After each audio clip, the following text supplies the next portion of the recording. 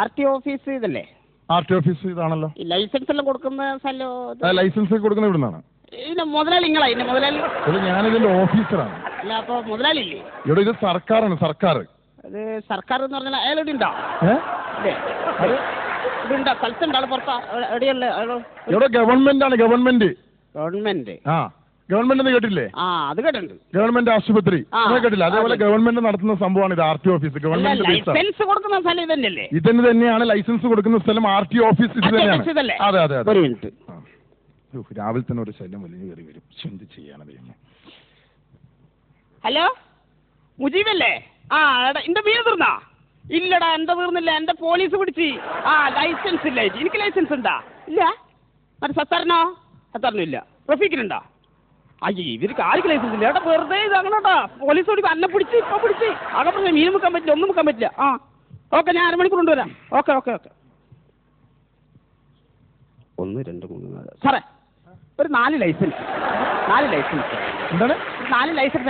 ആർക്കില്ല, നമ്മളെ കൂട്ടുകാർക്ക് ആർക്കും ലൈസൻസ് ഇല്ല. അതാണ്. ഇതെന്നാടെ മാങ്ങ മേടിക്കാൻ വേണ്ടി ഇവിടെ 4 ലൈസൻസ് എടുത്ത് തരാൻ വേണ്ടിട്ട്? അല്ലേ, ലൈസൻസ് അങ്ങനെയൊന്നും കൊടുക്കാൻ പറ്റില്ല. അല്ല, പോലീസ് പിടിച്ചിട്ട് പറഞ്ഞത് RT ഓഫീസിൽ പോയ ലൈസൻസ്. നിങ്ങൾ എന്ത് വർത്താനം പറയുന്നത്? ലൈസൻസ് കൊടുക്കാൻ അതിൻ്റെതായ പ്രൊസീജിയേഴ്സ് ഉണ്ട്, മനസ്സിലായോ? പ്രൊസീജിയർ ഒന്നും തരാൻ പറ്റില്ല. അതിലും വലിയ വില ആയിരിക്കും. OCR മേടിച്ചാൽ പ്രൊസീജിയേഴ്സ് എന്ന് പറഞ്ഞാൽ അതല്ല. അതായത് പരീക്ഷകളുണ്ട്, പരീക്ഷ പാസ്സാവണം. അയ്യോ, പരീക്ഷ പാസ്സാകുന്നുണ്ട് പിന്നെ മീൻ വെക്കാൻ പോകണം. കളക്ടർ ആയിക്കൂടെ? ഇവിടെ പരീക്ഷ എന്ന് പറഞ്ഞാൽ അങ്ങനെയല്ല. ടെക്നിക്കലായിട്ട് അത് ഒരുപാട് സംഭവങ്ങൾ, ട്രാഫിക് നിയമങ്ങൾ, അതൊക്കെ ചെയ്തിട്ട് നമുക്ക് ഇഷ്യൂ ചെയ്യാൻ പറ്റും ലൈസൻസ്. വെറുതെ തമാശകൾ. ഒരുപാട് ലൈസൻസ് നിങ്ങൾ എടുക്കുന്നുണ്ട്. നിങ്ങൾക്ക് ഒരു 4 ഉണ്ടെങ്കിൽ ഓട്ടെ, അവർക്ക് വേണ്ട. അനക്കാണ് ഒറ്റൊന്ന് പോലീസ് പിടിച്ചിട്ടുള്ളത് വണ്ടി അതുകൊണ്ടല്ലേ? ഇവിടെ അങ്ങനെ നടക്കില്ല. അത് ഒരുപാട് സംഭവങ്ങൾ നടക്കില്ലെന്ന്. അതൊക്കെ പോട്ടെ, താൻ ഇതുവരെ എല്ലാം എടുത്തിട്ടുണ്ടോ? ഇല്ല, നമ്മളെ വാപ്പയാണ് ഇറച്ചിന്റെ ബിസിനസ്സാ. ഓരോ എല്ലാം കൂട്ടിയിട്ടാണ് ഇറച്ചി ഇങ്ങനെ കൊടുക്കല്. നമ്മുടെ മീനിന്റെ ബിസിനസ് അല്ലേ? മീന് എന്ന് പറഞ്ഞാൽ ലേണിംഗ് ടെസ്റ്റ് പാസ്സായിട്ടുണ്ടോന്ന് പിന്നെയും പരീക്ഷന്റെ കാര്യം പറഞ്ഞിട്ട് പേടിപ്പിക്കുന്നു. തമാശ. ലേണിംഗ് ടെസ്റ്റ് ചെയ്ത് പാസ്സാവണം, എന്നാൽ ലൈസൻസ് എനിക്ക് ഇഷ്യൂ ചെയ്യാൻ പറ്റൂ. എന്ത് കഷ്ടാണ്. തനിക്ക് 8 വരക്കാൻ അറിയോ? നമ്മൾ സ്കൂളൊക്കെ പഠിച്ചിട്ടുണ്ട് കേട്ടോ. 8 അല്ലേ? 8. അങ്ങനെയല്ല, H വരക്കണം. H ഇംഗ്ലീഷിലെ എച്ചാ? അത് ഹൻസിന്റെ പോലുള്ള എച്ചല്ലേ? അതല്ലേ? അത് നമ്മൾ വെക്കുന്ന സാധനം. ഇവിടെ കൈ കൊണ്ട് വരക്കാനല്ല, ഈ വണ്ടി കൊണ്ട് 8ഉം Hഉം വരച്ച് കാണിക്കണം, എന്നാലേ നമുക്ക് ലൈസൻസ് കൊടുക്കാൻ പറ്റൂ. എല്ലാം നമ്മളതൊക്കെ പോകുന്ന തന്നെയാണ്. മീനും കൊണ്ട് പോകുന്നില്ല. എങ്ങനെയൊക്കെ വരക്കേണ്ടി വരും. അതിന് ലൈസൻസ് പോകേണ്ടത് അല്ല. എടോ, ഇത് ഒരുപാട് ചിഹ്നങ്ങളുണ്ട് ഇതിന്. ചിഹ്നങ്ങൾ, ട്രാഫിക് ചിഹ്നങ്ങൾ. അതൊക്കെ അറിയാം. അരിവാൾ ചുറ്റിക നക്ഷത്രം, അതാണ് നമ്മുടെ കൈയടയാളം. ഇവിടെ ആ ചിഹ്നങ്ങളല്ല, ട്രാഫിക് ചിഹ്നങ്ങൾ അറിയാം എനിക്ക്. അത് ചെയ്യണം. അതെ, കോഡുകൾ, ട്രാഫിക് കോഡുകൾ. നിങ്ങൾ നമ്മളെ പഠിപ്പിക്കണ്ട. നമുക്ക് ഒരുപാട് കോഡുണ്ട്. നിങ്ങൾ പറഞ്ഞോളൂ ഏതാ വേണ്ടത് വെച്ചാൽ. ഞാൻ നോക്കാം. കോഡ് അറിയാം. നോക്കാം. ഓക്കെ, കാണിക്കാം കേട്ടോ. ഓരോ ചിഹ്നങ്ങൾ ഞാൻ കാണിക്കാം. കറക്റ്റ് പറയാം. ഇങ്ങനെ കാണിച്ചാൽ എന്താണ്? പടക്ക് നൈലിയുണ്ട്. അപ്പൊ ഇങ്ങനെ കാണിച്ചാലോ? 1 5 റുപ്യ. അപ്പൊ ഇങ്ങനെ കാണിച്ചാലോ? വേഗം വന്നല്ലേ തീർന്നു പോകും. അപ്പൊ ഇങ്ങനെ കാണിച്ചാലോ? തടവില്ല, റൊക്കം. ഒരു കാര്യം ചെയ്യും. ഇവിടെ തനിക്ക് ഈ റോഡ് നിയമങ്ങളൊക്കെ അറിയോ? റോഡ് നിയമങ്ങളോ? റോഡ് നിയമങ്ങളൊക്കെ അറിയാം.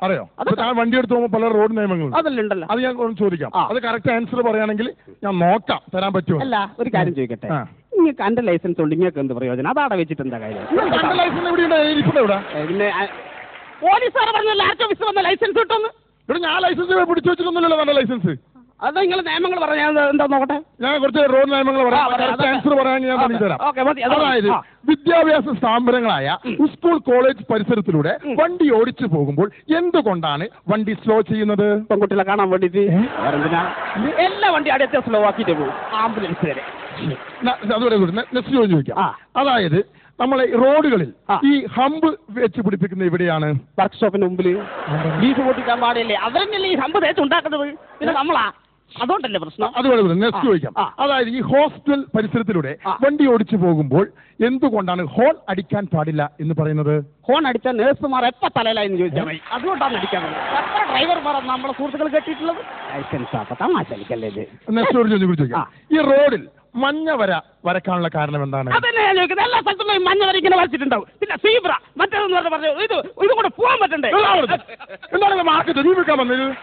RT ഓഫീസാണ്, ഗവൺമെന്റ് ഓഫീസാണിത്. ഇവിടെ ആൽമണ്ടാക്കുന്നത് എന്താണത്? ഇവനാള് കൊള്ളാതെ വന്നിട്ട് രാവിലെ തന്നെ വന്നിട്ട് ആൾക്കാരാ. ഏതോ തന്നെ വണ്ടി? വെസ്പിയോ?